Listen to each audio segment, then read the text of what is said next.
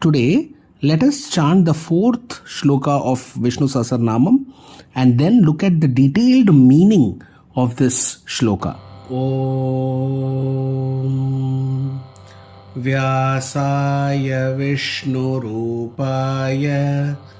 Vyasarupaya Vishnave Namo Vai Brahmanidhaye Vasishtaya Namo Namaha Vyasaya Vishnurupaya Vyasarupaya Vishnave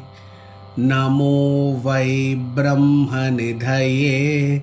Vasishtaya Namo Namaha